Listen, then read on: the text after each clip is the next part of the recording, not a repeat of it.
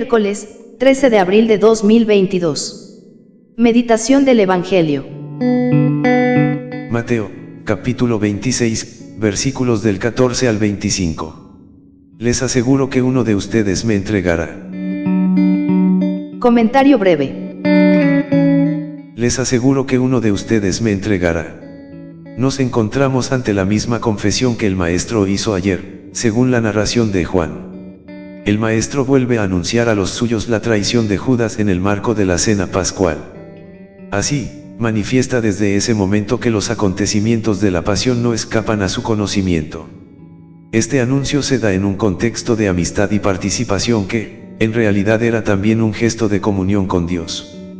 El maestro no condena a Judas, sino que es él quien se juzga al separarse de la comunión que se le ofrece en ese momento particularmente significativo. Evangelio de nuestro Señor Jesucristo según San Mateo. Gloria a ti, Señor. Uno de los 12, llamado Judas Iscariote, fue a ver a los sumos sacerdotes y les dijo: ¿cuánto me darán si se lo entrego? Y resolvieron darle 30 monedas de plata. Desde ese momento, Judas buscaba una ocasión favorable para entregarlo. El primer día de los ázimos, los discípulos fueron a preguntar a Jesús: ¿dónde quieres que te preparemos la comida pascual? Él respondió: vayan a la ciudad, a la casa de tal persona, y díganle: el maestro dice, se acerca mi hora, voy a celebrar la Pascua en tu casa con mis discípulos. Ellos hicieron como Jesús les había ordenado y prepararon la Pascua. Al atardecer, estaba a la mesa con los 12 y, mientras comían, Jesús les dijo: les aseguro que uno de ustedes me entregará. Profundamente apenados, ellos empezaron a preguntarle uno por uno: ¿seré yo, Señor? Él respondió: el que acaba de servirse de la misma fuente que yo, ese me va a entregar. El Hijo del Hombre se va, como está escrito de él, pero ay de aquel por quien el Hijo del Hombre será entregado, más le valdría no haber nacido.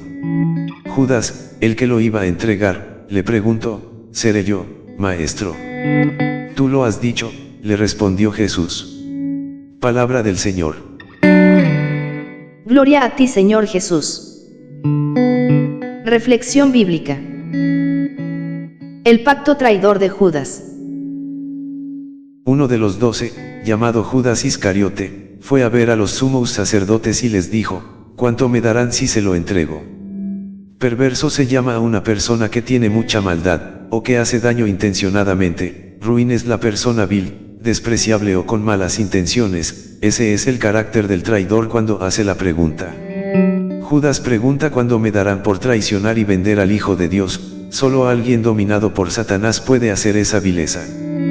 Por eso Lucas presenta la escena diciendo que entró Satanás en Judas. No es un caso de posesión diabólica, sino la obra por excelencia del enemigo de Jesús y su reino, que pone en juego los resortes para la lucha, utilizando un discípulo. Los tres evangelistas destacan la culpabilidad de Judas, al destacar que fue él a ofrecerse a los jerarcas para entregar a Jesús.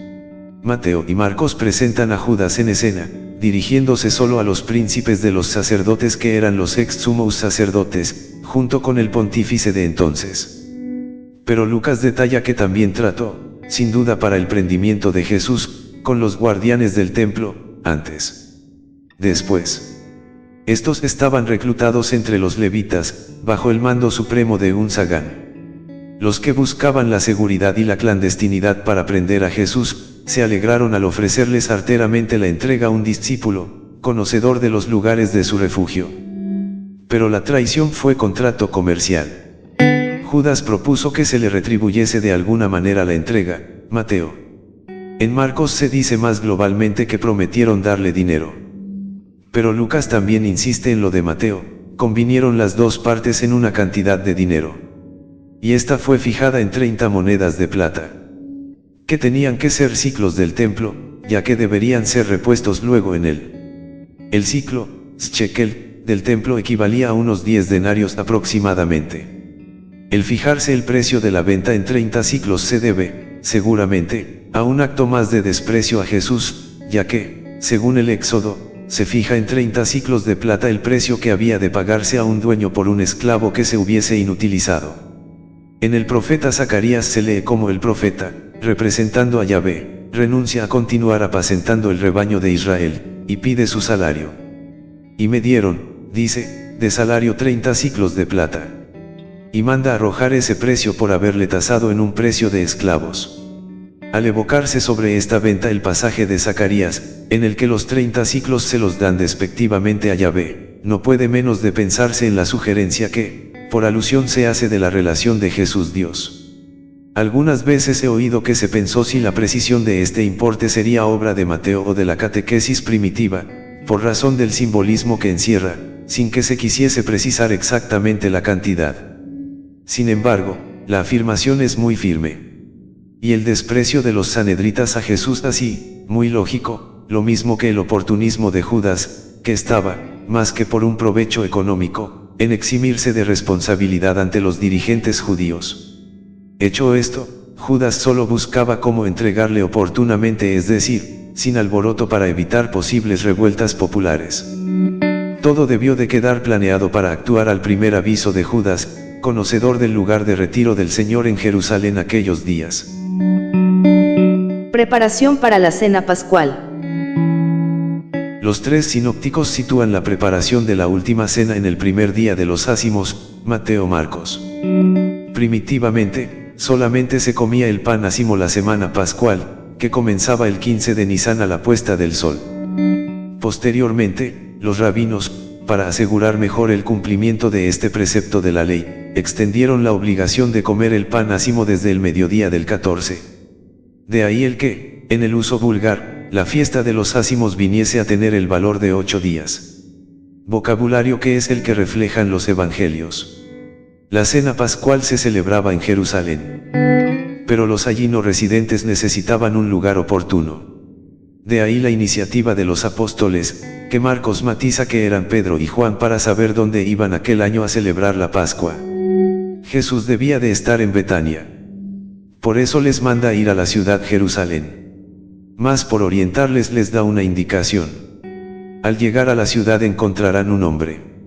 Deben seguirle hasta la casa donde vaya. Y allí llamar al dueño y decirle de su parte que les indique el lugar que tiene preparado para ellos. La frase de Mateo, mi tiempo, de muerte, está cerca omitida en Marcos. Lucas, se diría una amplificación del Mateo griego, con precisiones posteriores. Jesús les anuncia la respuesta. Marcos. Lucas les mostrará una gran sala en la parte alta de la casa, a la que ordinariamente se subía por una escalera exterior, independiente de comunicación con el resto del edificio. Esta sala estará alfombrada o cubierta de esteras, y preparada con todo el ajuar necesario para recibir allí huéspedes de Pascua. Solo faltaban los manjares rituales, que Jesús les manda preparar. Era proverbial que jamás ningún forastero había dejado de encontrar hospitalidad, un aposento entre los jerosolimitanos, de Jerusalén, para celebrar la Pascua, hospitalidad que era gratuita. Pero la costumbre había establecido que les dejasen como compensación la piel del cordero pascual inmolado. Esta persona en cuya casa se va a celebrar la Pascua debía de ser algún discípulo o simpatizante de Jesús, y que ya le hubiese ofrecido su casa para esto en otra ocasión. Pero el anuncio a los dos apóstoles es ciertamente profético. Primitivamente la Pascua se comía de pie, para recordar la salida presurosa de Egipto. Es lo que llamaban la Pascua egipcia. Pero ya en Israel la comían recostados sobre pequeños lechos, apoyando el brazo izquierdo en el mismo y dejando el derecho para el servicio, o también en esta forma, en el suelo, sobre esteras. Era la llamada Pascua eterna. Era señal de ser libres y de estar ya en su propia casa de Israel. Lo que hubieron de preparar los apóstoles fueron el cordero pascual que se inmolaba en el templo el 14 de Nisan, a la tarde, desollándole, limpiándole y teniendo un cuidado prolijo en no romperle ningún hueso, y tan pronto como oscureciera, se le asaba. Los ajiga, o manjares festivos, que eran otras carnes, que servían juntamente para aumentar la alegría del banquete. Los panes ácimos, matzot, pequeñas tortas de pan sin fermentar, que conmemoraban la presteza en la liberación de Egipto, en que no tuvo tiempo la masa de fermentar. Las hierbas amargas, memorim, en recuerdo de las amarguras de Egipto.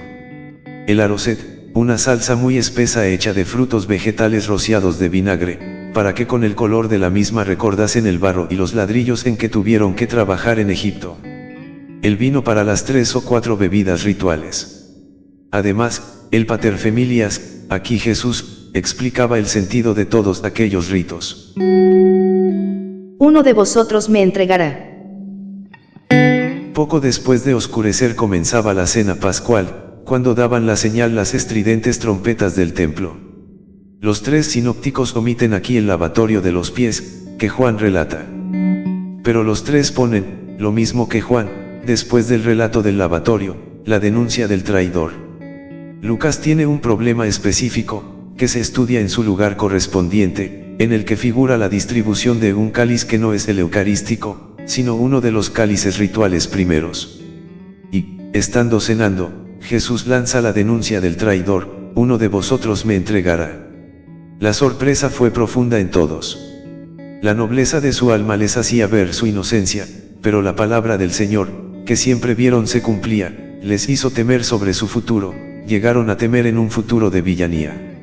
La respuesta de Jesús, que lo entregaría a uno que con el que mete la mano en el plato, no significa que en aquel momento Judas coincidía con Jesús tomando de un plato de comer algún manjar, ya que en la cena pascual cada uno tenía el suyo, ni era fácil que solo en aquel momento Judas coincidiese con Jesús en tomar algo de la bandeja común, en aquel mezclarse todos sin un ritual de turnos. Pero, en todo caso, el sentido no es ese, pues cuando Judas salió del cenáculo, los apóstoles no sabían quién era el traidor. La frase solo significa que uno que tiene gran familiaridad con él le va a entregar. Es el sentido en que Juan usa, para decir lo mismo, un salmo en sentido típico: el que come conmigo mi pan, levantó contra mí su calcañal. Más le valía no haber nacido. Jesús, bien consciente de su misión y de su fin, denuncia que va a la muerte. Es algo que siempre quiere destacar Juan, la gran conciencia de Jesús. Pero la gravedad del crimen de Judas se anuncia: más le valía no haber nacido. La frase, que es usual, no alude al castigo que Judas pueda tener en la otra vida, sino a la monstruosidad de vender a su maestro, al Hijo de Dios. Cuando los apóstoles le preguntaron cada uno si era él, también Judas lo hizo. Y Jesús se lo dijo, pero en voz baja, pues Pedro hará señas a Juan para que pregunte a Jesús quién es, y solo a ellos se lo dirá. Pero ni aún así sabían ellos que la traición era inminente. La frase con que Jesús se lo denuncia: tú lo has dicho, no es frecuente, aunque sí bíblica y extrabíblicamente conocida, y significa su uso una cierta solemnidad. El complemento detallado de esta denuncia es la narración que de ella trae el evangelista San Juan. En cambio, Mateo y Marcos, que ponen esta denuncia antes del relato de la institución eucarística, parecen situarla en su contexto histórico, y que Judas no recibió la Eucaristía. En Corintios, capítulo 10, versículo 12, encontramos: el que crea estar muy seguro, cuídese de no caer. ¿Seré yo, Señor? Profundamente apenados, ellos empezaron a preguntarle uno por uno: ¿seré yo, Señor? Los apóstoles no se sintieron seguros, la conciencia no los acusaba, sin embargo, cada uno comenzó a preguntarse. Todos estamos en peligro de caer y tal vez todos caeremos si no estamos atentos, vigilantes y en oración constante para ser oídos y merecer la ayuda y la gracia de Dios. Jesús eligió en su momento a Judas como uno de sus discípulos, y este participó dentro del grupo de los más leales. Traición es la acción y el comportamiento que quebranta y rompe la lealtad que se debía tener. Como cristiano, tenemos un compromiso con Cristo, ser como Él, y cada vez que no lo somos, estamos faltando a su confianza en nosotros. El ideal de Dios es que seamos hombres buenos, y vayamos por el mundo haciendo el bien, como lo hizo su Hijo Jesucristo. Hacer el bien, no cuesta nada. Entregarse y darse, la cumbre del amor más grande por los demás, Jesús. Jesús revela quién es Dios y quién es el hombre, manifestándonos en su propia historia divino-humana el misterio de la libertad de ambos. Aparece claramente en la pasión, cuando personas y acontecimientos parecen coartarlo, quebrantarlo, hasta clavarlo en la cruz. En el Evangelio de hoy aparecen los dos polos extremos del poder humano, la libertad de entregar y traicionar, abismo de apostasía, Judas, y la de entregarse y darse, la cumbre del amor más grande por los demás, Jesús. Entre ambos polos, cada uno es libre de moverse, de llevar a cabo sus opciones cotidianas, pero el Evangelio nos hace conscientes de una realidad: en los dos extremos está o el poder de Dios o la fuerza del maligno. Pero hoy no solo aparece la enorme y vertiginosa capacidad de la libertad humana, sino que también se nos muestra algo de la libertad de Dios, su omnipotencia, que brinda al hombre la salvación sin forzarle, su amor, que se entrega en el Hijo a sí mismo para que el hombre no sea presa eterna y casi ignorante del pecado. Desde siempre Dios había preparado esta Pascua, y cuando el Hijo del Hombre vino a cumplirla entre nosotros, se ha abierto a toda criatura un nuevo horizonte ilimitado de libertad, la libertad de amar incluso dando la vida para encontrarse en plenitud en el seno amoroso de la Trinidad. Oración. Señor Jesús, déjanos hoy confesar ante ti y concédenos, para hacerlo, un corazón verdaderamente arrepentido y palabras humildes y sinceras. Somos nosotros, Señor, los que te hemos vendido, y no solo una vez. Cada día especulamos con tu persona y vivimos de esta mísera ganancia, nosotros, los amados por ti. ¿Nos puedes todavía soportar como íntimos en tu casa, para comer el pan de tus lágrimas y beber la sangre de tu dolor? Vendido por nosotros por una miseria, tú nos has comprado, Señor, al precio infinito de tu sangre. Haz, te suplicamos, que, a través de la herida de tu corazón, podamos penetrar y establecernos siempre en la comunión de tu amor. Amén. El Señor les bendiga. Amén.